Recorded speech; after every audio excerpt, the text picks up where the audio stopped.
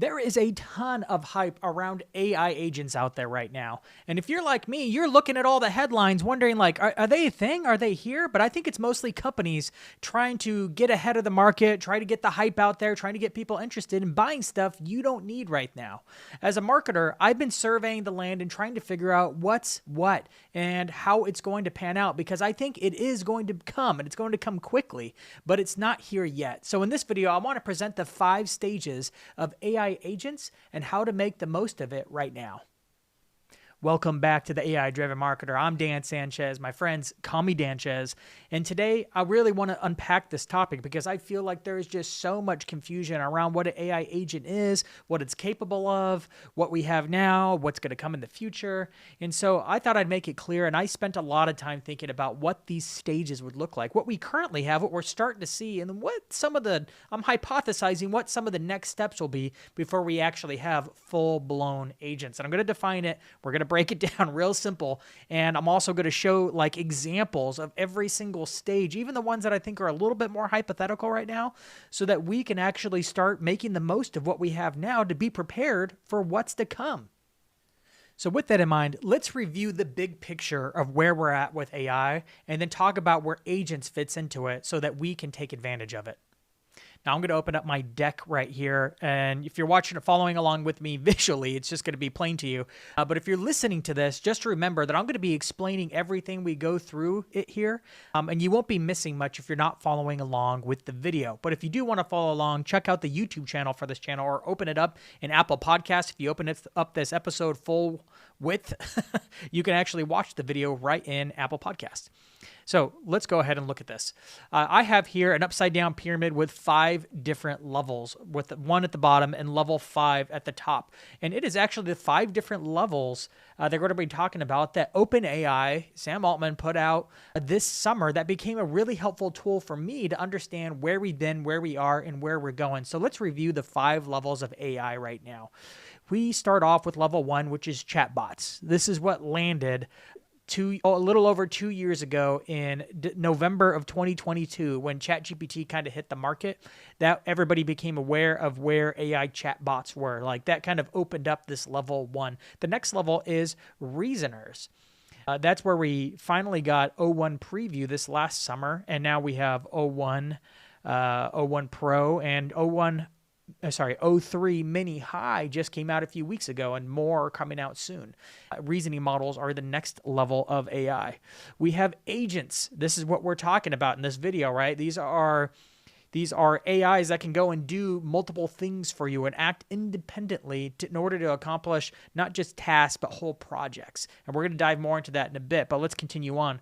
We also have innovators, AI that can do innovative things, not just follow a task, but actually create original stuff. And then we have organizations, AI that's actually able to lead a whole organization, right? So you have an AI leading a lot of AIs to accomplish the work of an organization. It's just pretty intense. So we are not at that level yet. Right now, we are in between. We are at level 2, and we are on our way to level 3. So I have to ask the question, where is this all going, right? That's where we are, but I wanted to break down step by step for how I think the future will go. And this can get hard, but I think over time here, AI is starting to show some predictability in how this thing plays out. So I'm going to give my best shot at trying to bridge the future here. So for starters, it took us 2 years right here in order to get from chatbots to level 2 reasoners, right? It was just a little under 2 years by the time we had ChatGPT 3.5 launched, and when we got O1 preview, 2 years before we got O1, right? It came off a preview. So 2 years. It took a long time. I remember thinking right after 4 came out, everybody was asking, well, when's 5 come out? Maybe next fall. We were saying no. 5 still hasn't come out, right? So, but it took a long time to get to that next one. Now, Sam Altman has said, now that we have reasoning models, the path to AGI will take a lot less time. I'm going to say less than 2 years, right? We don't know how long it's going to take, but Sam Altman's confident, and probably because he's seen the models on the back end, that it's going to take less than 2 years to have full agents. So based on the progress curve we see, this was something OpenAI put out just this last December, just a few months ago, you can see the rate of innovation just based on these ARC AGI semi-private V1 scores over time. And I'm looking at a graph here of like, it's like flat line. We have ChatGPT 2, 3 barely goes up. ChatGPT 4, 4.0, it's starting to peak up a little bit just above the, the X curve or the X line on this graph. And then we have, it just starts to jump up a wall, right? When it comes to time over the scores on this graph, it goes from ChatGPT 4.0 to scoring a 20% benchmark with O1 preview to like a 30% benchmark with O1 high, a 50% benchmark with O1 pro, and then O3 low, which is unreleased. Actually, I think it's what we have now, maybe with Mini. I don't know. I've heard Mini lands somewhere like just behind O1 pro, so it's like right here. But O3 that they're currently working on will be coming out soon, scores just under the 80% and just probably around 87% on its best model yet. And remember, it's going from ChatGPT 4.0, which is maybe scoring at like a 8% correct on this test. So and this is just one test. There's many different ways to test AI. There's many different places out in the wild where it does well or doesn't do well. This is just one graph, but it really starts to show the wall that we're climbing here when it comes to rate of innovation, the rate of improvement. So it makes you start to look at this. Hey, well, how fast will this come? Well, we know it's probably going to be less than 2 years, but is it going to be 6 months, 8 months, 1 year, maybe 18 months? We don't know, but it's coming fast. And I thought this was going to be a year away. It might end up being summer when we see what I'm predicting is going to be like a full autonomous agent, but it might be coming a lot faster. So let's break down the 5 stages and actually try to think about what's actually coming with these agents. So again, I have a line on this graph with level 2 reasoning / problem solver, because that's the stage we're at right now in the 5 stages of AI. And then we have level 3 AI agents, which I'm calling AI agents, the fully baked agent that can go and do your bidding no matter what, like within parameters, right? So let's break down step by step what the 5 stages of AI agents will look like. Stage 1, automation with AI. We can already do this. Like I've been doing like automation with AI since this last summer when I made the AI Fundamentals course. Take it if you haven't.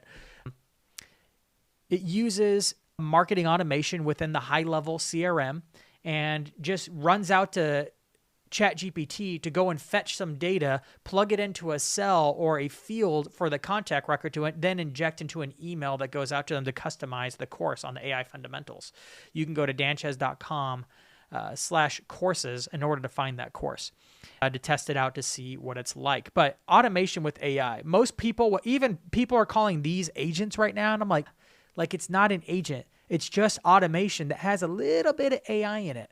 And let me give you an example. As I just created this awesome automation to automate the distribution of this podcast. So it goes from being the podcast RSS feed to YouTube, and then it creates a blog post, publishes it to my WordPress site, takes the featured image, crops it, gets it up there. It creates LinkedIn posts. I'm still working on this automation, by the way, and I'm hoping to preview this whole automation with you very soon. It's using an awesome program that I only just found out about from my friend Audra Carpenter, who was a guest on the show just a few months ago.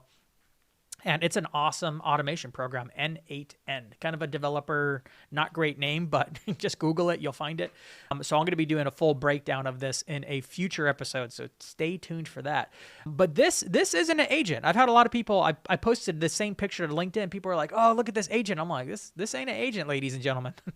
I had to painstakingly tell this sequence what to do, when to do it, where to get the information, where to put the information, and it was painful. I had to run into a lot of errors, had to figure out how to do a bunch of different things, had to work through, and it took me a long time for every little block you see on this diagram.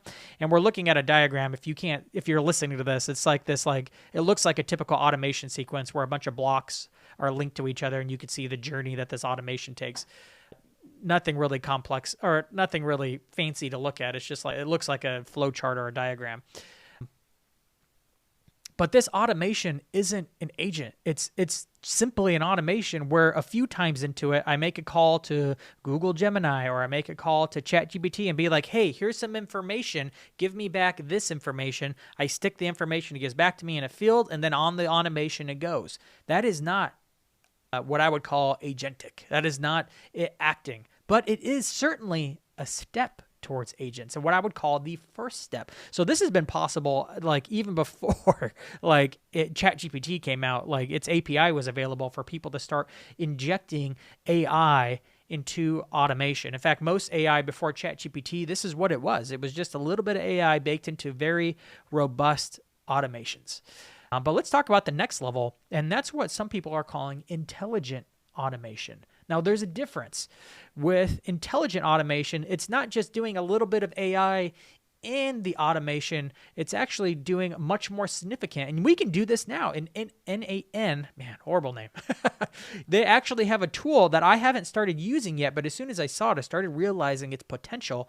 They're calling it an agent. You can see even here, I have a screenshot of one of these agent nodes in NAN and within an automation sequence. And you can see it's a little bit more sophisticated than the ones we were looking at before, where it's just like a rectangle and a little, you can attach some tools to it. This one's more, because not only can you determine the chat model that's attached to this, or the AI model that's attached to this, but you can actually give it memory to different kinds of databases. You can give it tools to go and work with. And all of a sudden, yeah, you're going to load it with instructions, probably put some documents into it, kind of like a custom GPT.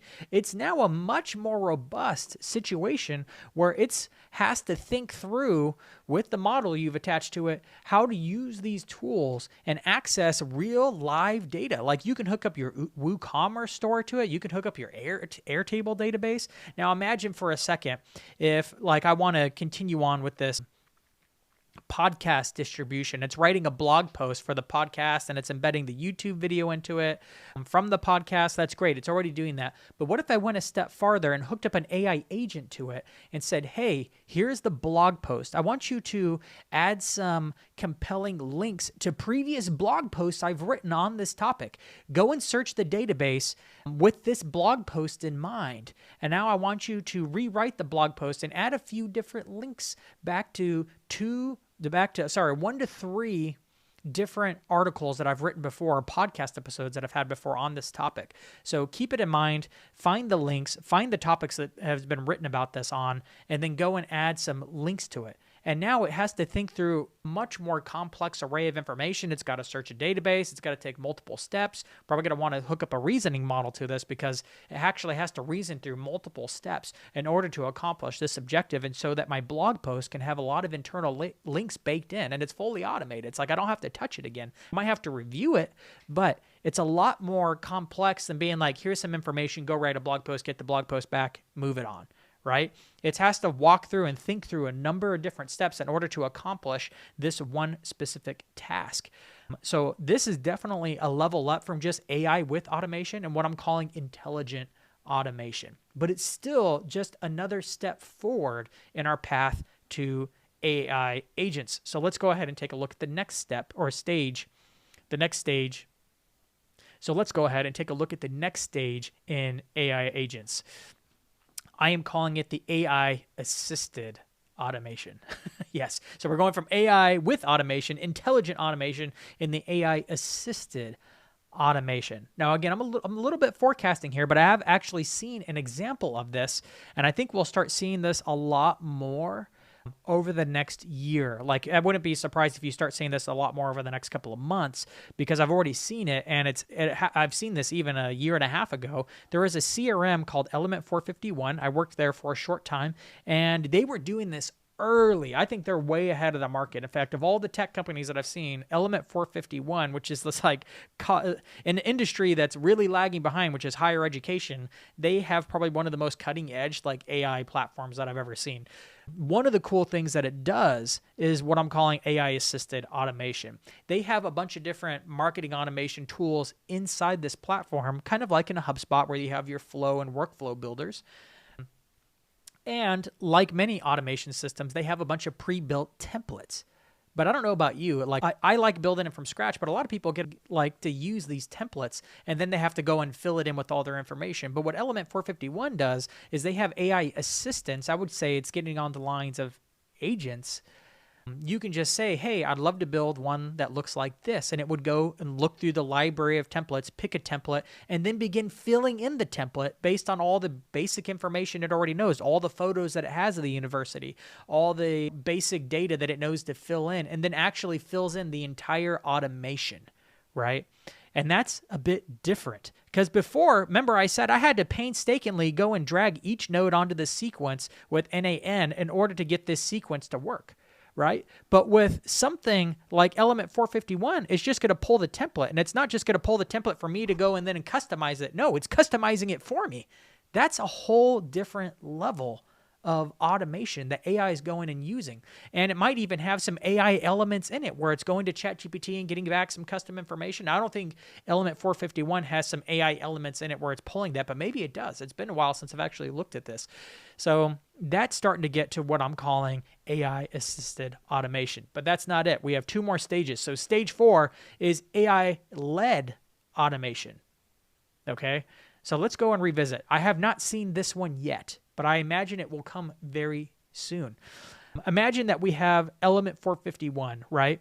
And it's not just pulling off from a bunch of different templates of automated campaigns, but it's actually thinking and building the automation for you from scratch. And it even has some very smart looking intelligent automation pieces in it where AI is plugged into the automation, is actually making decisions about should the user go down this way or that way. If they have this, then that. But it's not using basic search features like, oh, if they selected this degree, send them down this path. If they selected this degree, send them down this path. No, it's actually using AI to assess a broader situation in order to guide them through an automation. But it's still an automation.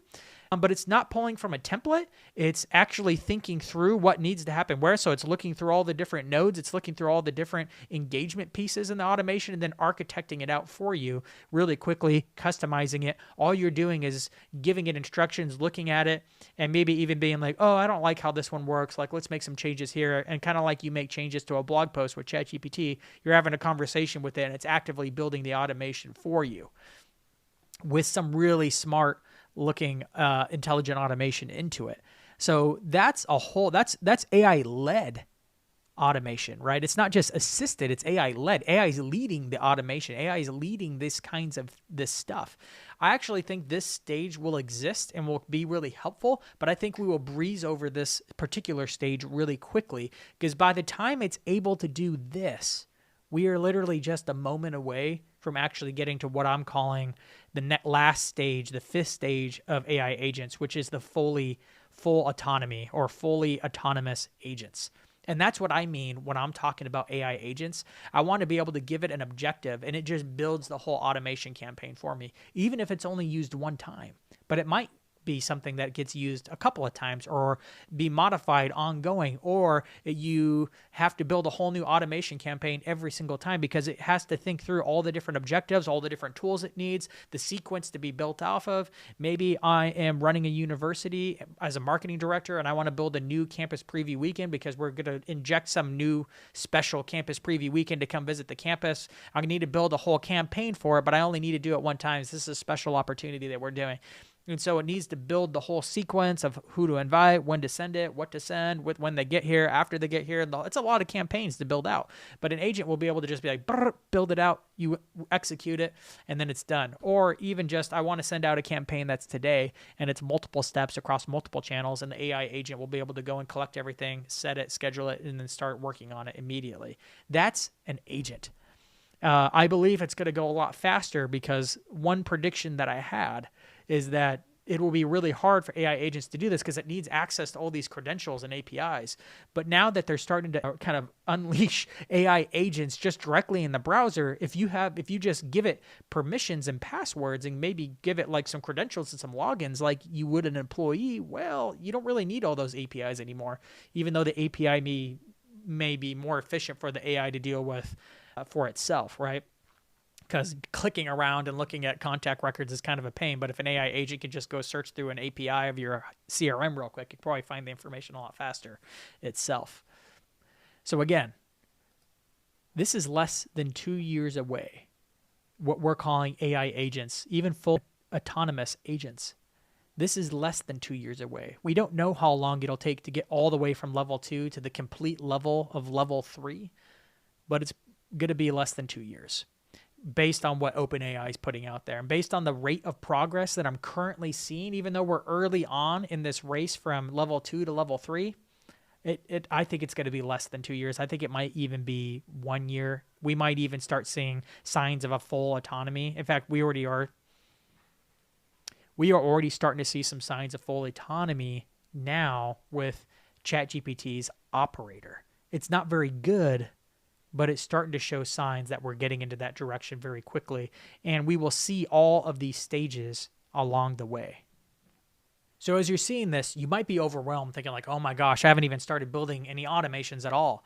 I want to encourage you with a few different things. One, if you're listening to this and you're already in ChatGPT, you're already using AI tools, let me tell you, the first thing you need to do to start preparing for this reality is building custom GPTs, or what I call specific custom GPTs, ones that walk through multiple steps. I promise that building things with custom GPTs first is a great precursor to warm you up for the automations that you're probably going to be building and working on with AI and AI agents very soon. It's the best way to put in the reps of thinking through how AI can execute something step by step in your workflow.